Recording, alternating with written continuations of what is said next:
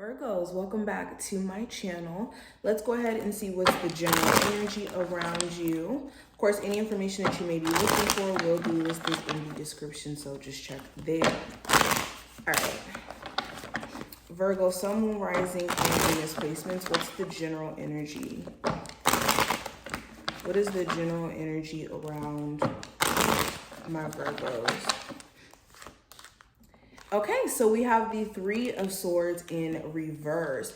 So you're coming out of a time period of focusing on what didn't go right and what was a level of disappointment, okay? You may have felt really bad about how a relationship in particular may have turned out, or a business opportunity. And you could be realizing that all is not lost, or just the thought of focusing on what has happened is keeping you in like a crippling position and making you feel like there's no chance for you to get out of this, which is not true. So there could be this elevation or this growing from like believing that narrative that is essentially keeping you, like I said, stuck. All right, I also have the Ace of Pentacles. So you could be seeing that something that was deemed as a disappointment or a letdown wasn't necessarily that. I mean, it could have felt that way in the moment, like you losing your job or you breaking up with a particular person. At the time, it may have felt like the worst thing or the most painful thing ever. But hindsight, with the Ace of Pentacles, you could be seeing that this granted you a new opportunity for you to get something a lot more stable or secure in your life. So like a even better job or even more reliable partner, for instance. Okay, I also see you guys focusing heavily on physical health, your material world. Okay, you could be finally at a point to where you could invest in some sort of large purchase, like buying a home, getting a new car, investing into a business. You could be having, you know, money saved up substantially enough so that you could finally do something big. Okay, you could be getting a raise too, or some sort of unexpected money that may have been owed to you. Virgos. I have the Fool card. So there could also be an Aries of particular that could be of interest to you, okay? For some of you could be very drawn to this person. There could be something about them that makes you feel really attracted to them. They could be someone who just seems like a daredevil, or they live on edge, or they're just so free spirited in a sense. Something about their energy, if they're not an Aries, and even if they are, their personality is just very free spirited, or they have like this very healing energy or way about themselves where it just kind of draws you in. Okay, and this person could be a source of you feeling, you know, maybe excited to put yourself back out there when it comes to dating. And there could be some sort of new budding, serious relationship between you and this person. There could also be some sort of an apology that someone could be trying to offer you during this time frame. This could be like them trying to smooth over things. This could be a physical gift that they tried to give you, or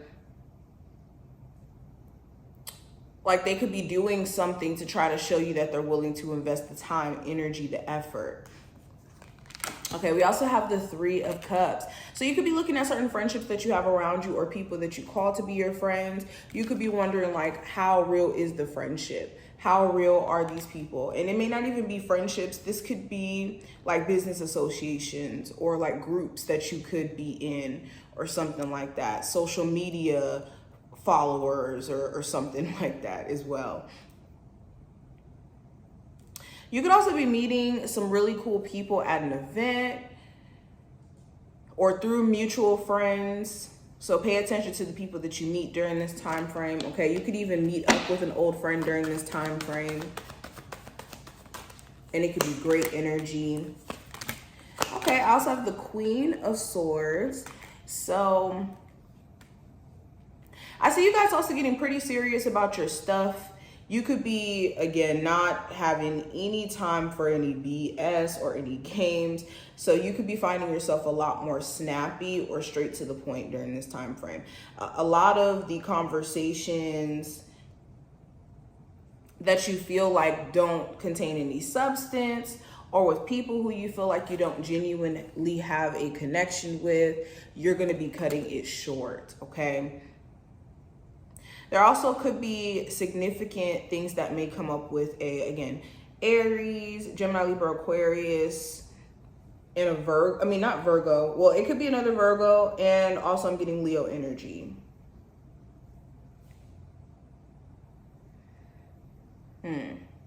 You could also be in a space of just kind of seeing the reality of things, not looking at things from rose-colored glasses or a perspective of, from a perspective that you, sorry, I'm getting tongue-tied, from a perspective that you just want to see things from. You're starting to see things from a realistic viewpoint, and people as well. You could be more of an a loner state, like wanting to just kind of stay to yourself, not be bothered, not be irritated. There's a lot of wisdom also to our information you could be taking in during this time frame. You could be an information sponge and finding yourself wanting to research certain topics or get certain information that could be valuable to what you're working on, especially for my Virgos trying to build a business here. I'm also seeing with the Strength card,